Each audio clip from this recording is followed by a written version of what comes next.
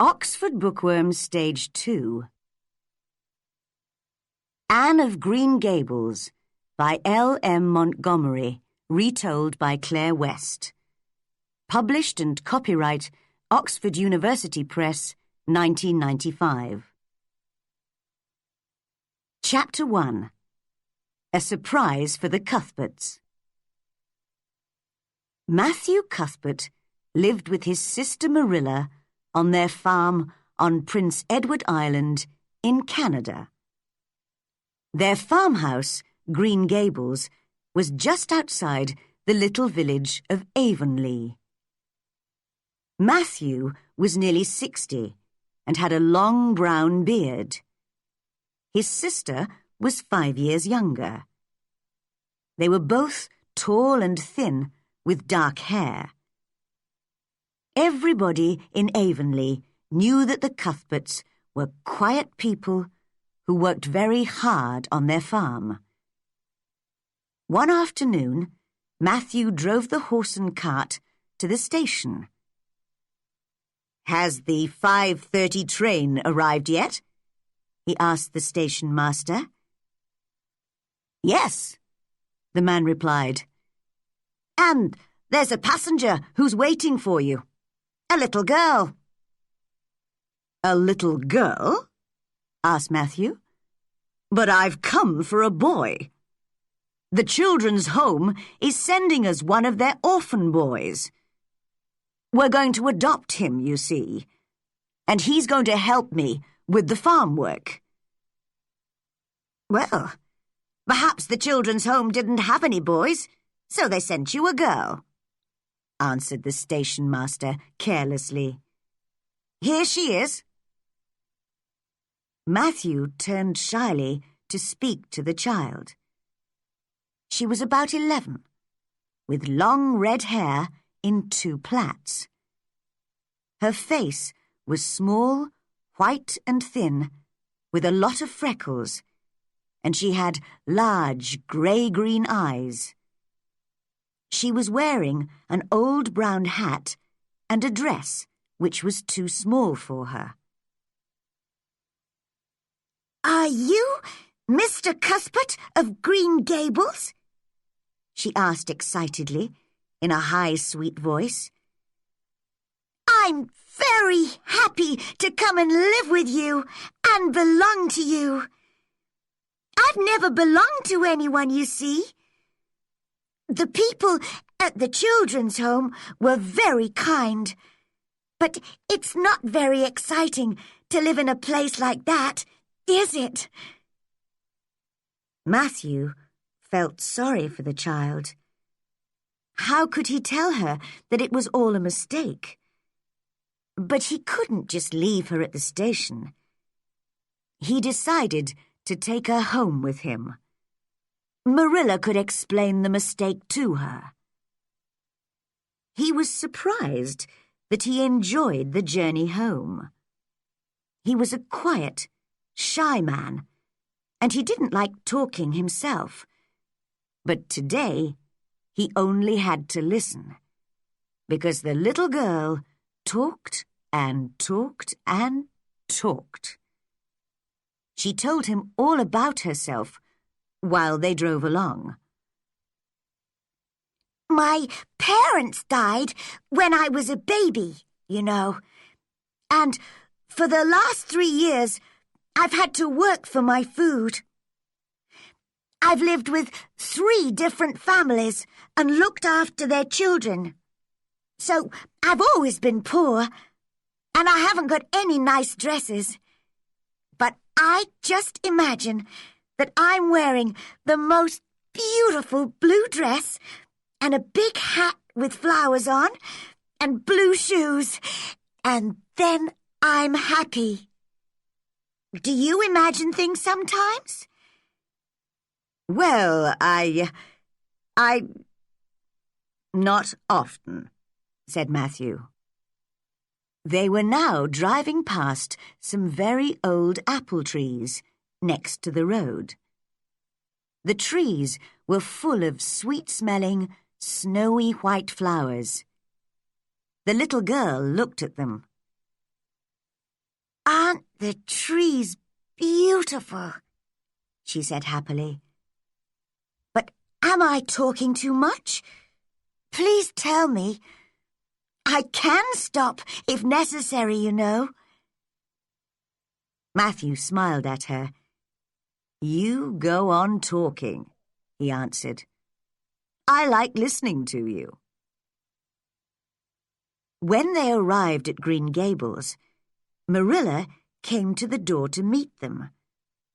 But when she saw the little girl, she cried in surprise. Matthew? Who's that? Where's the boy?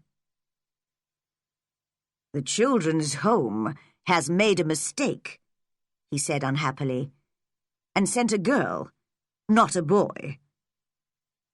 The child was listening carefully. Suddenly, she put her head in her hands and began to cry. You don't want me, she sobbed. Oh, you don't want me because I'm not a boy. Now, don't cry, said Marilla kindly. Don't you understand? Oh, this is the worst thing that's happened to me in all my life. Well, you can stay here just for tonight, said Marilla. Now, what's your name? The child stopped crying. Will you please call me Cordelia? She asked. Call you Cordelia? Is that your name? Well, no, it isn't.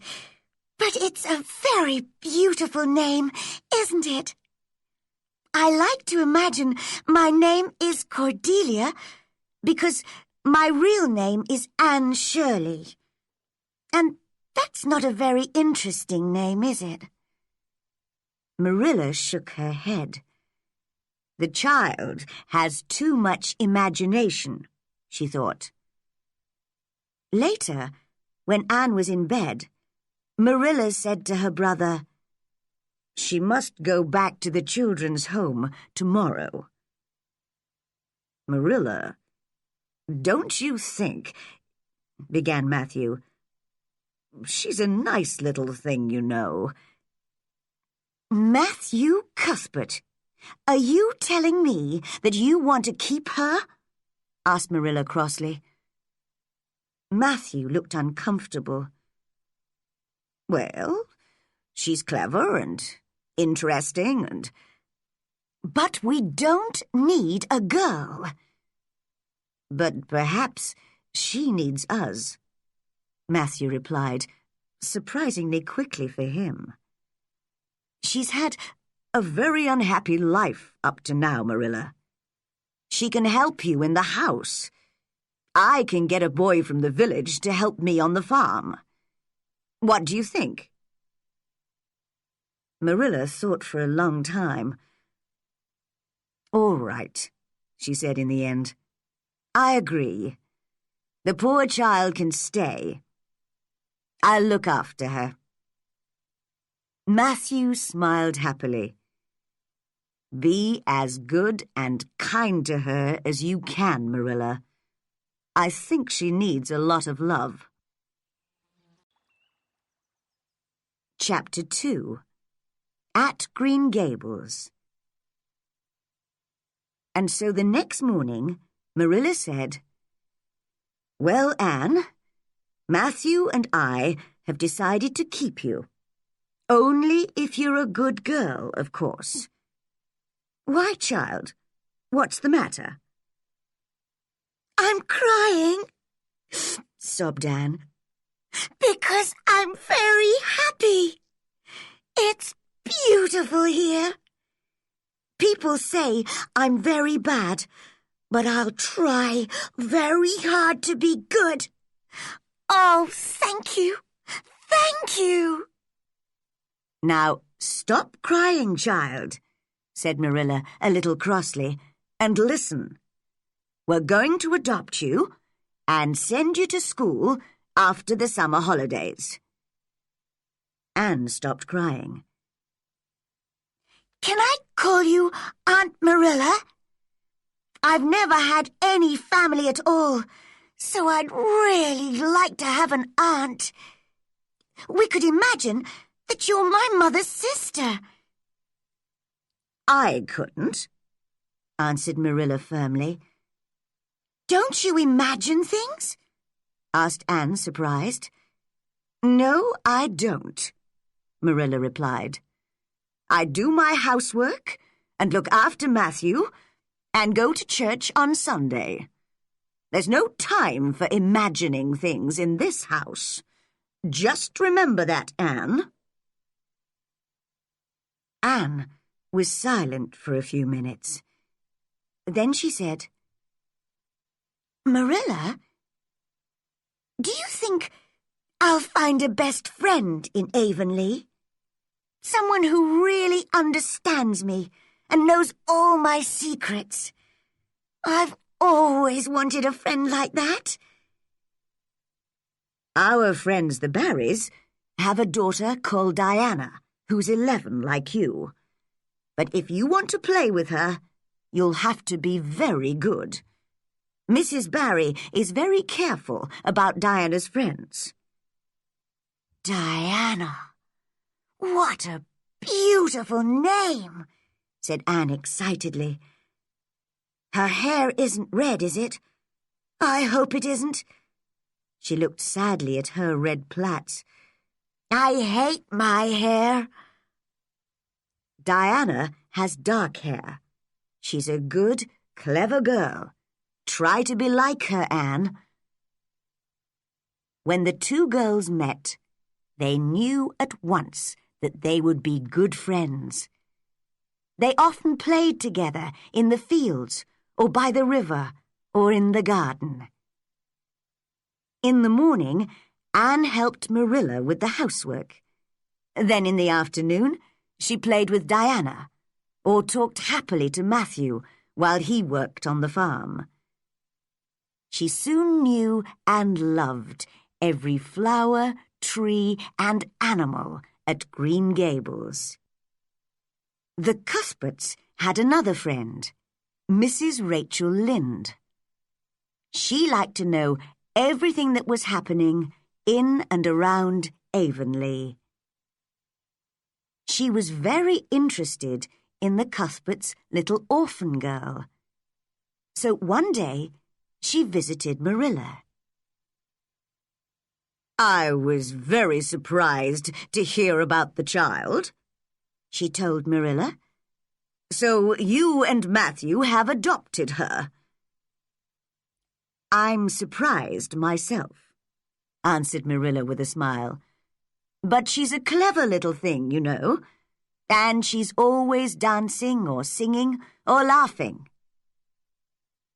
Mrs. Lynde shook her head sadly. "What a mistake, Marilla. You've never had any children yourself, so how can you look after her?" Just then, Anne ran in from the garden. She stopped suddenly when she saw a stranger in the kitchen. Mrs. Lynde looked at the thin little girl in the short dress with her freckled face and red hair. "Isn't she thin, Marilla?" she said. "Just look at those freckles, and hair as red as carrots." Anne's face went red. She ran up to Mrs. Lynde. "I hate you," she shouted angrily. "I hate you! You're a horrible, fat old woman!" And she ran upstairs. "Oh, dear, oh, dear," said Mrs. Lynde. "What a terrible child! You'll not have an easy time with her, Marilla." "You were rude to her, Rachel?" Marilla replied, before she could stop herself. "Well," said Mrs. Lynde, She got up and walked to the door. "I think this orphan is more important to you than I am.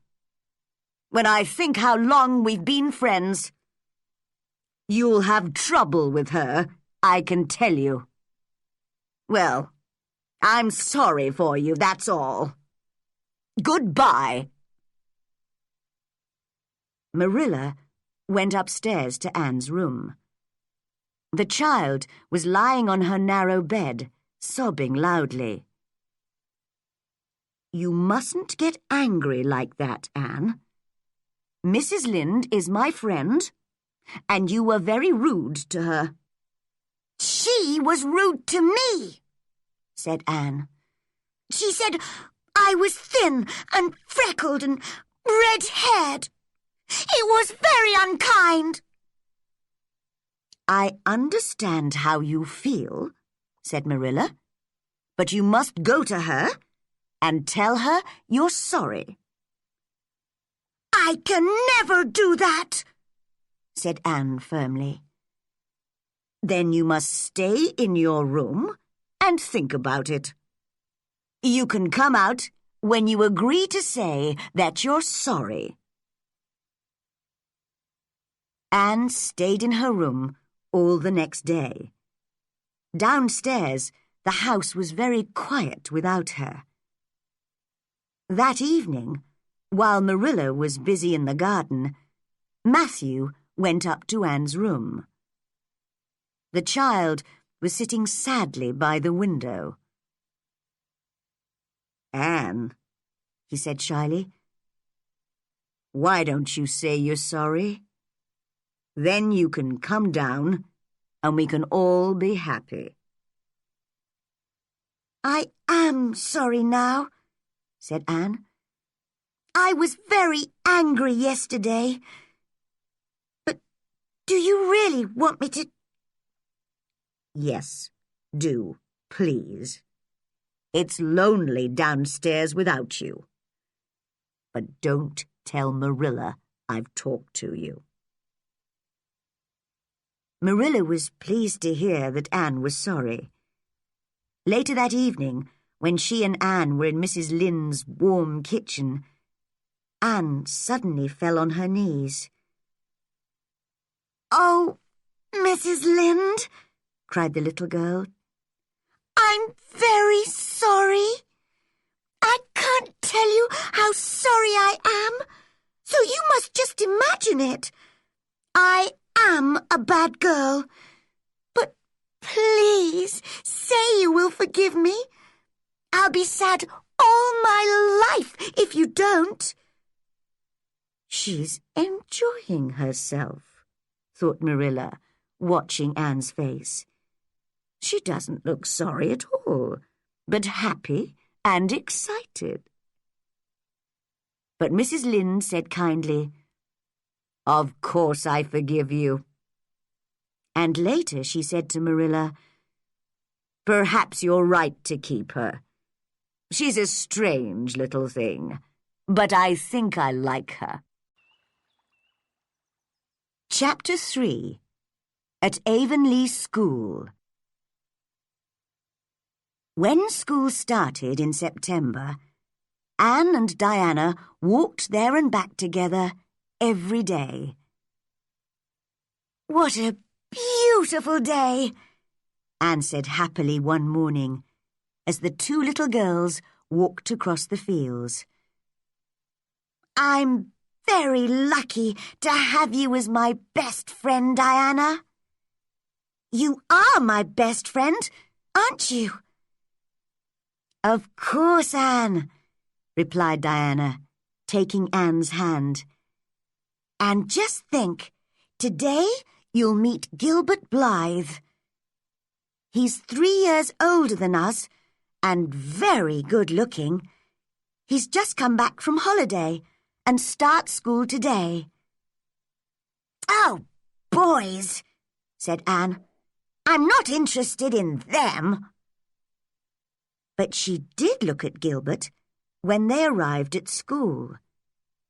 He was a tall boy with curly brown hair and a friendly smile. "He is good-looking," Anne whispered to Diana. "But why does he smile at me? He doesn't know me." Avonlea School was quiet that day. The teacher, Mr. Phillips, was helping some of the older children at the back of the schoolroom. Anne was looking out of the window at the reds and yellows of the trees and the silvery blue of the river. She was far away in the world of her imagination. But Gilbert wanted her to look at him. He whispered to her, but she did not move. He was surprised. Girls were usually very ready to look at him. Suddenly, he put his arm out, pulled her red plaits, and said in a loud whisper, "Carrots! Carrots!"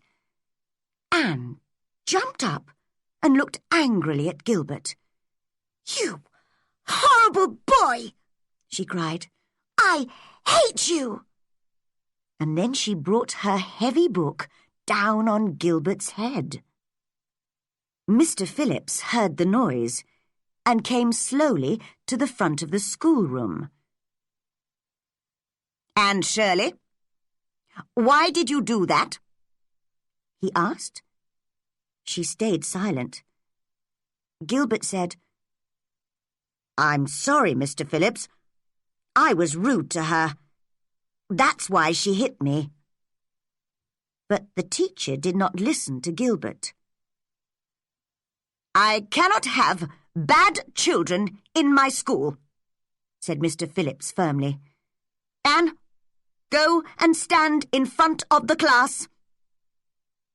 And there Anne stood for the rest of the day, a lonely little girl with a small, white, angry face.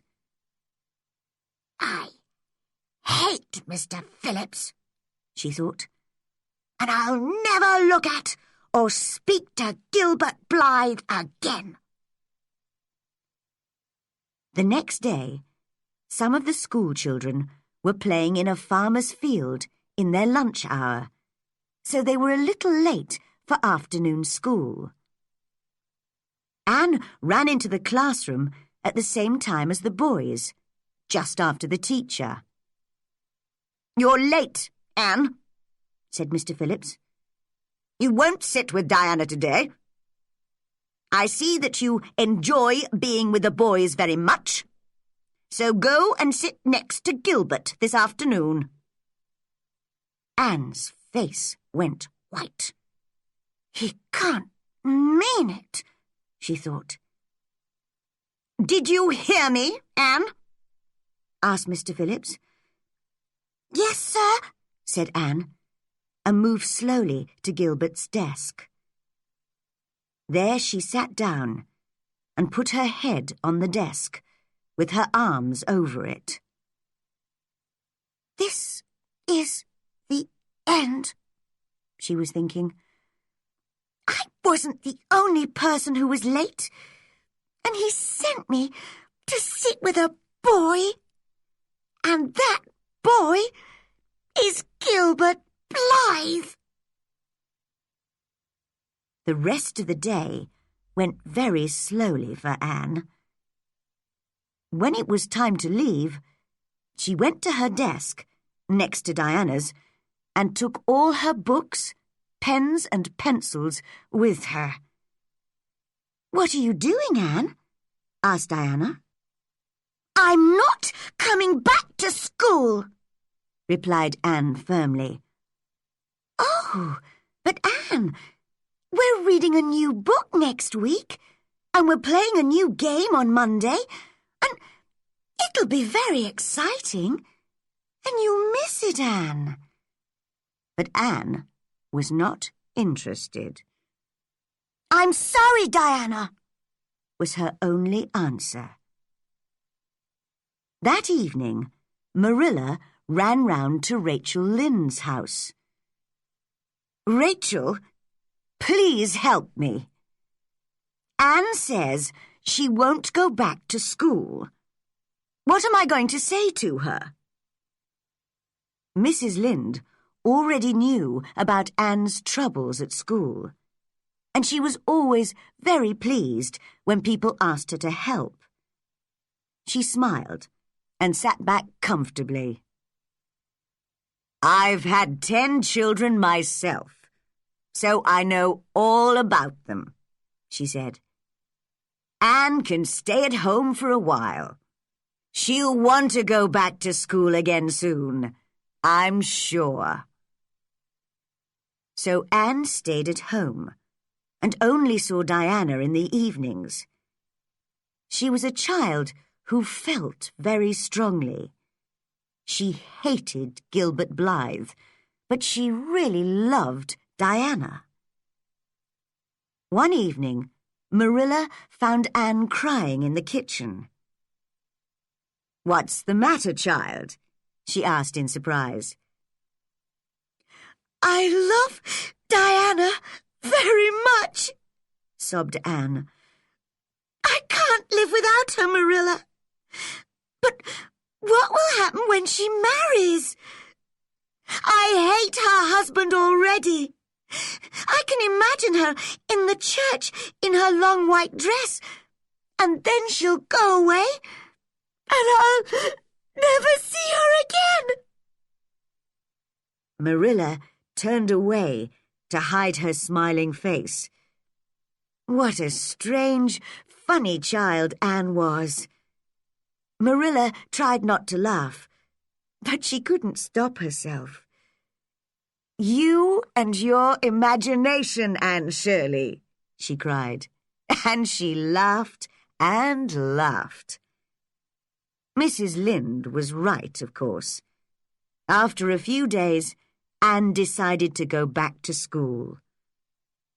All the children were pleased to see her again, but she did not speak to Gilbert Blythe. Chapter 4. More Trouble for Anne. "I think I'll ask the new vicar, Mr. Allen, and his wife to tea on Wednesday," said Marilla one day. "Oh, yes, please do," cried Anne excitedly. "Mrs. Allen is young and beautiful and has a very sweet smile. Can I make a cake for tea? Say yes, Marilla." Marilla agreed, and for the next few days, Anne planned what she would put in her cake. "I do hope it's going to be a good one," she told Diana. "Sometimes I forget to put in the right things." "You made a very good one last week," said her friend. "I'm sure it'll be all right." On Wednesday, the tea party started very well. "These are very good cakes, Miss Cuthbert," Mrs. Allen said to Marilla. "You have been busy." "Anne made this one specially for you, Mrs. Allen," replied Marilla. "Oh, well, I must try some," laughed the vicar's wife. But after the first mouthful, there was a very strange look on her face. "Is anything wrong?" asked Marilla. She ate a piece of Anne's cake herself. "Oh, Anne, what have you put in this cake?" she cried. Isn't it all right?" asked Anne, her face red. "All right? It's horrible. Don't try to eat any more, Mrs. Allen. Anne, you've put my medicine in this cake." "Oh, I didn't know.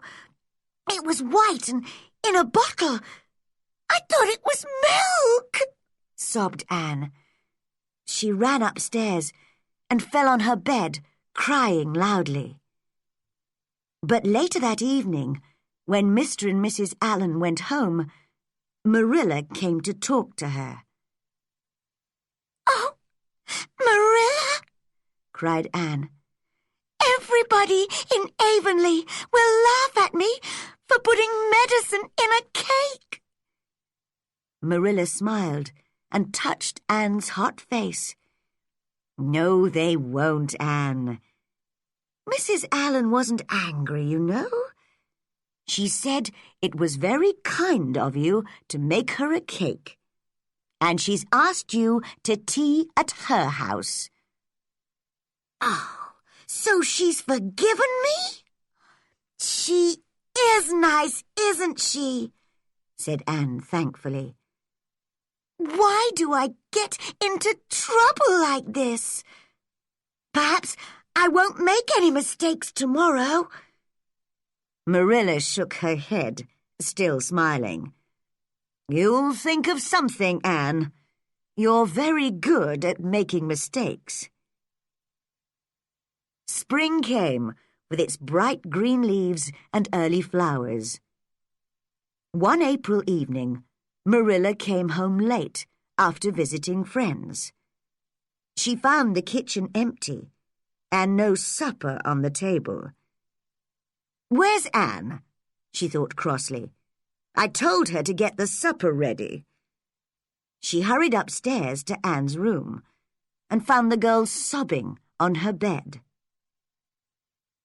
"Don't look at me, Marilla," Anne cried. "I know I'm bad. I know I am." "What is the matter?" asked Marilla. "Are you ill?" "Oh, Marilla, I just want to die. Look at my hair."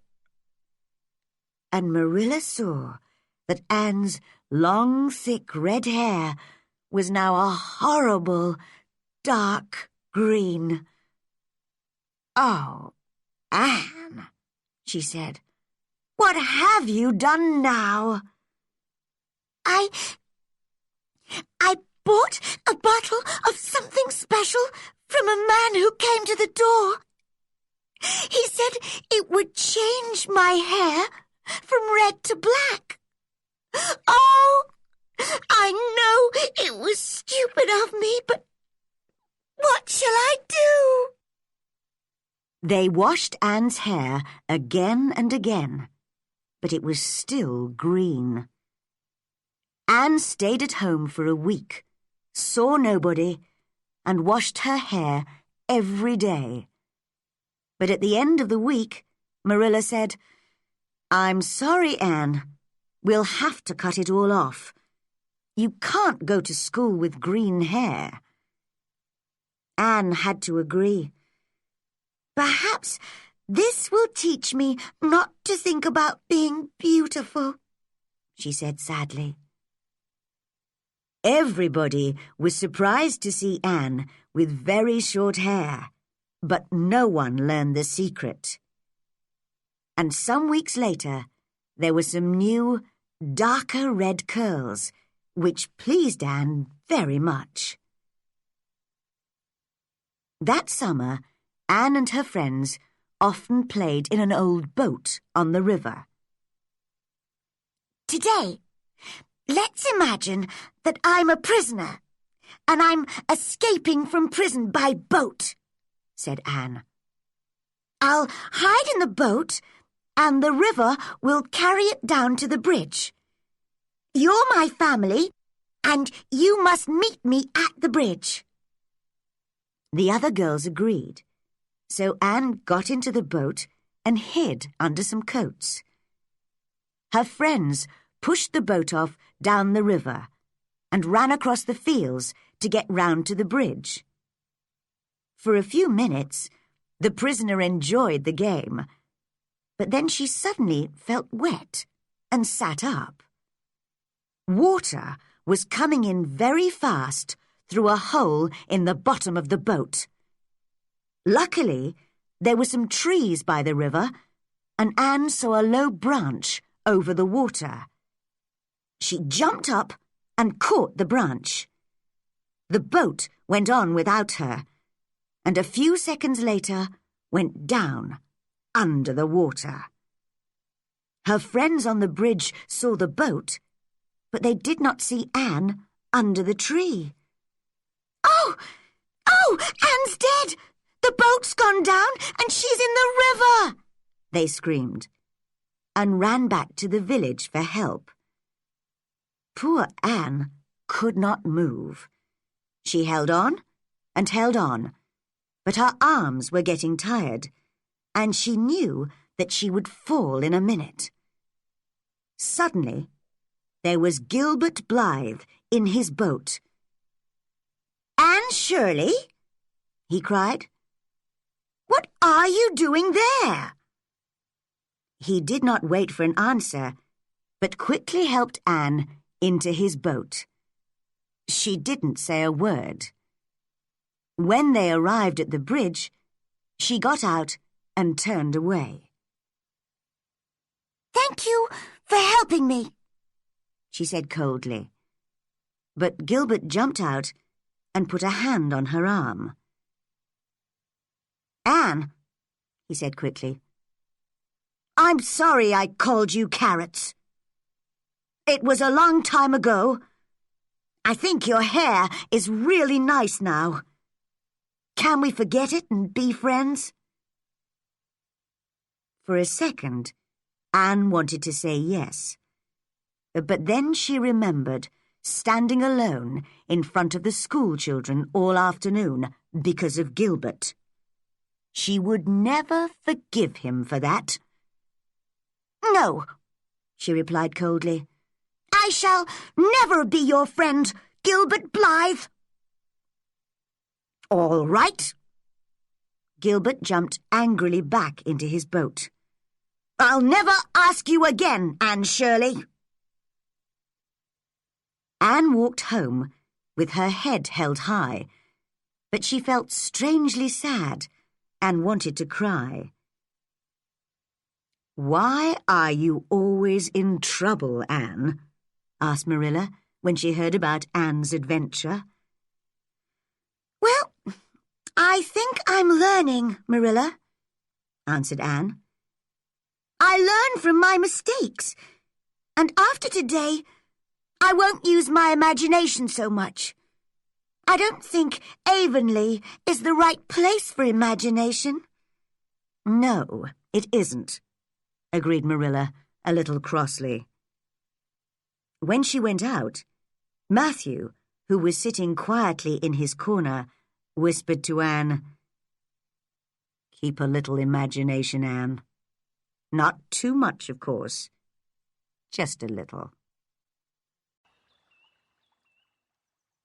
Chapter 5. Queen's College. One day, Marilla said, "Anne, your new teacher, Miss Stacy, spoke to me yesterday. She says you must study for the examinations for Queen's College in 2 years' time. Then if you do well, you can study at Queen's in Charlottetown for a year, and after that, you'll be a teacher." "Oh, Marilla, I'd love to be a teacher. But won't it be very expensive?" "That doesn't matter, Anne. When Matthew and I adopted you 3 years ago, we decided to look after you as well as we could. Of course we'll pay for you to study." So in the afternoons, Anne and some of her friends stayed late at school, and Miss Stacy helped them with the special examination work. Diana didn't want to go to Queen's, so she went home early, but Gilbert stayed. He and Anne still never spoke, and everybody knew that they were enemies, because they both wanted to be first in the examination. Secretly, Anne was sorry that she and Gilbert weren't friends, but it was too late now. For 2 years, Anne studied hard at school. She enjoyed learning, and Miss Stacy was pleased with her. But she didn't study all the time. In the evenings and at weekends, she visited her friends, or walked through the fields with Diana, or sat talking to Matthew. "Your Anne is a big girl now. She's taller than you," Rachel Lynde told Marilla one day. "You're right, Rachel," said Marilla in surprise. "And she's a very good girl now, isn't she? She doesn't get into trouble these days. I'm sure she helps you a lot with the housework, Marilla." "Yes, I don't know what I'd do without her," said Marilla, smiling. "And look at her. Those beautiful grey eyes and that red-brown hair. You know, Marilla, I thought you and Matthew made a mistake when you adopted her. But now I see I was wrong. You've looked after her very well." "Well, thank you, Rachel," replied Marilla, pleased. That evening, when Matthew came into the kitchen, he saw that his sister was crying. "What's the matter?" he asked, surprised. "You haven't cried since, well, I can't remember when." "It's just, well, I was thinking about Anne," said Marilla.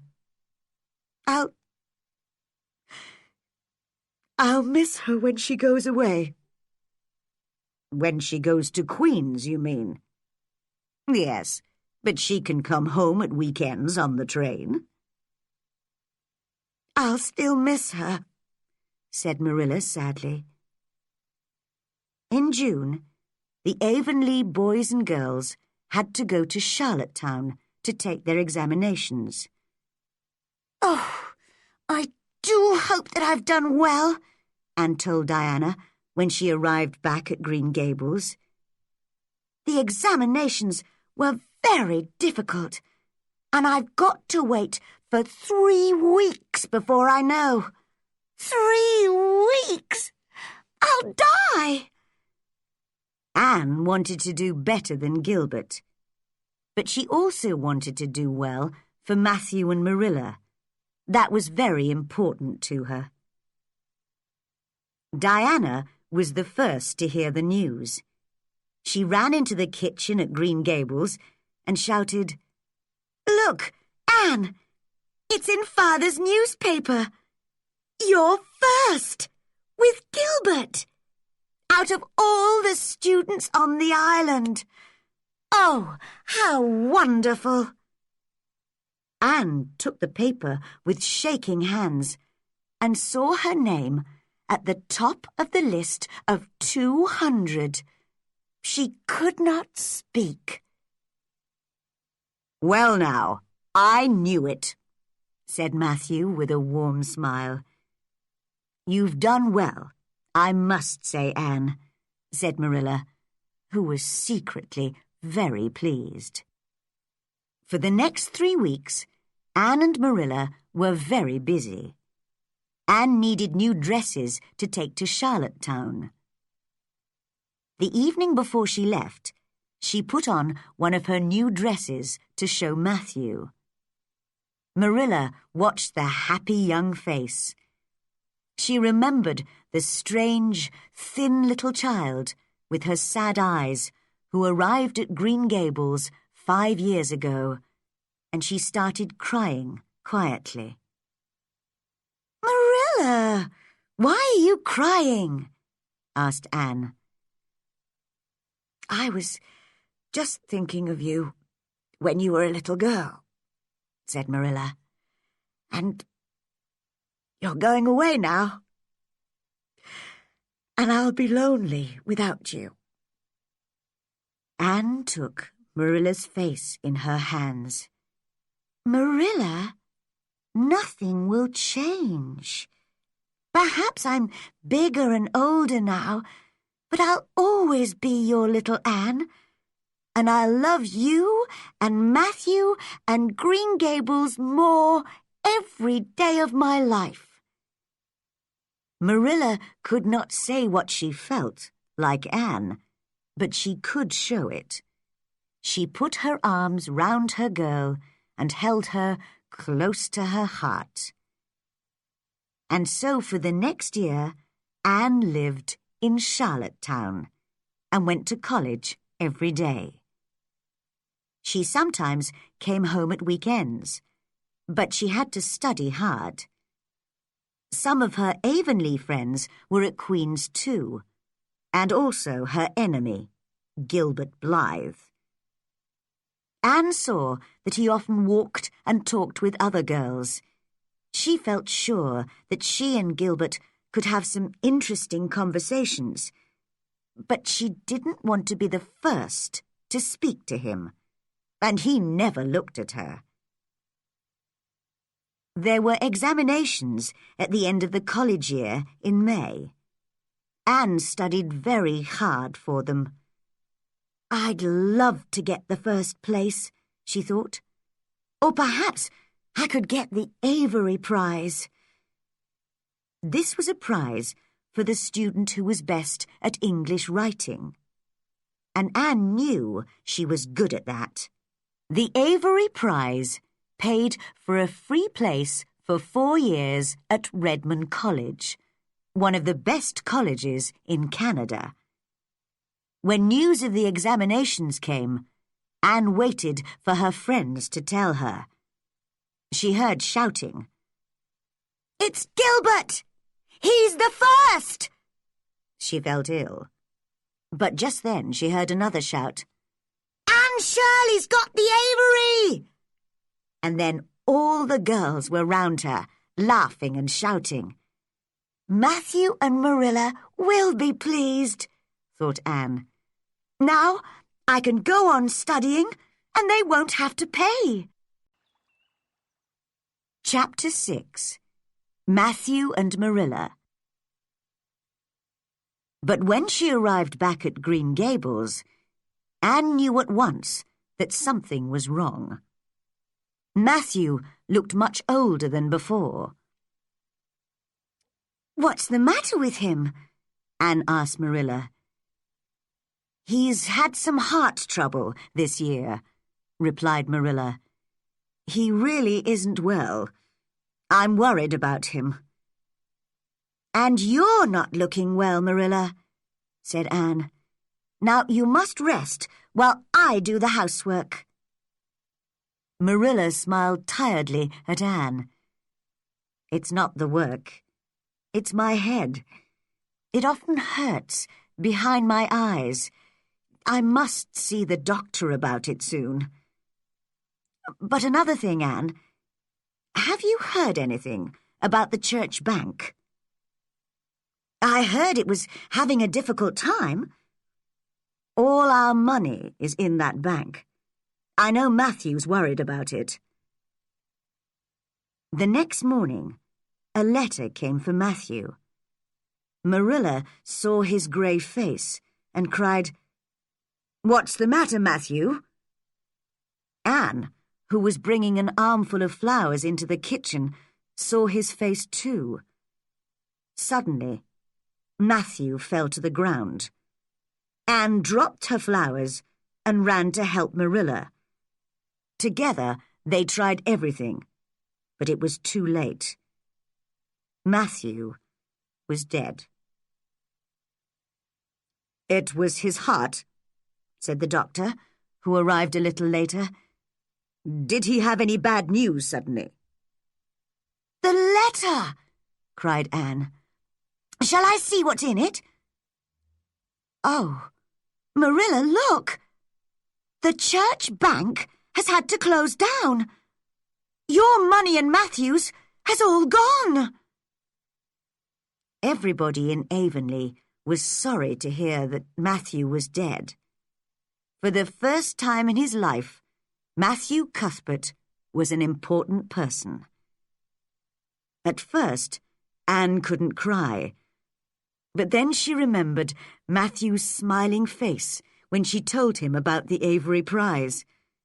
Suddenly, she started crying and couldn't stop. Marilla held her in her arms, and they sobbed together. "Crying can't bring him back," whispered Marilla.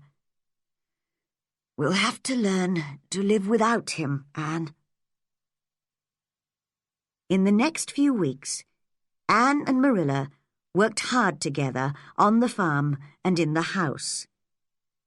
Everybody in Avonlea was very kind to them, but it was a sad time. One day Marilla said, "I'll miss you when you go to Redmond College, Anne. What are the other Avonlea students going to do?" "Some of them are going to teach, and some are going to stay at Queen's." "Gilbert's going to teach at Avonlea School, isn't he?" Anne didn't reply. So Marilla went on, "He's very tall and good-looking now, don't you think? Like his father, John, when he was younger. You know, John and I were very good friends years ago." Anne looked up, interested. "What happened? Why didn't you—" "Well, we had a fight about something. He asked me to be friends again, but I couldn't forgive him. Later I was sorry, but he didn't speak to me again. Perhaps oh well, it was a long time ago."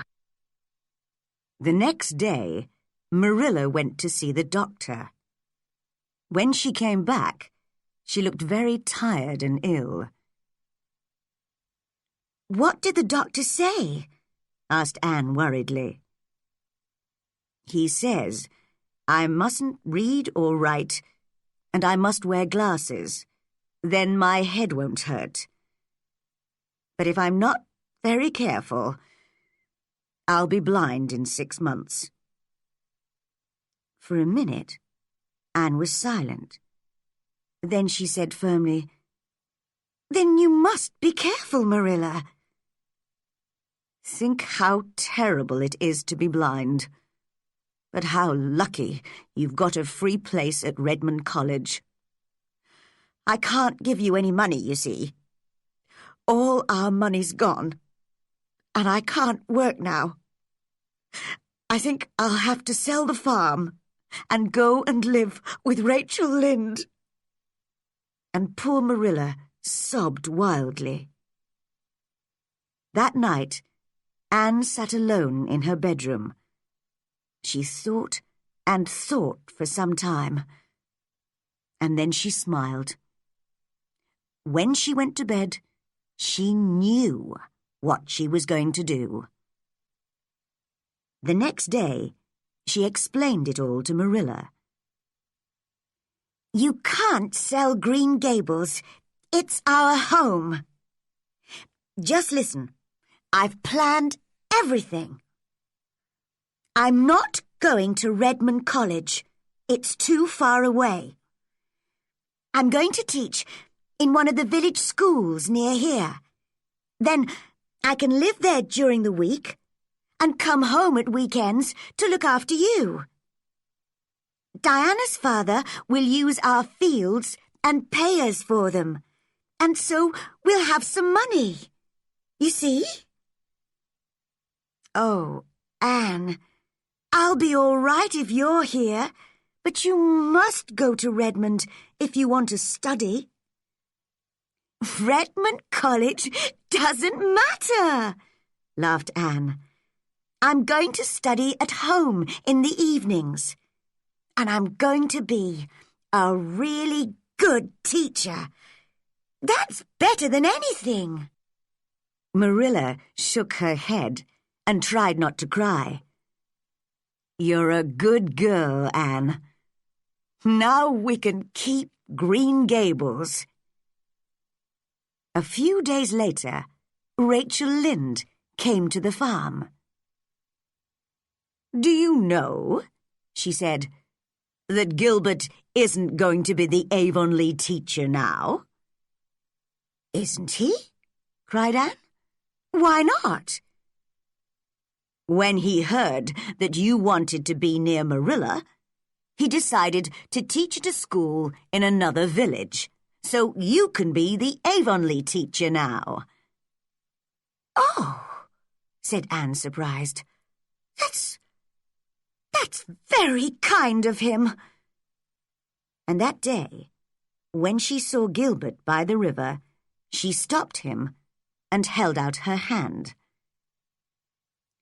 "Gilbert," she said shyly, I want to thank you. It's very good of you. If I'm the Avonlea teacher, I can help Marilla much more at home." "I'm happy to help you, Anne," said Gilbert. He smiled and held her hand firmly. "Are we going to be friends now? Have you forgiven me for calling you carrots?" Anne laughed. "I forgave you a long time ago." "I'm sure we're going to be very good friends, Anne. Can I walk home with you?"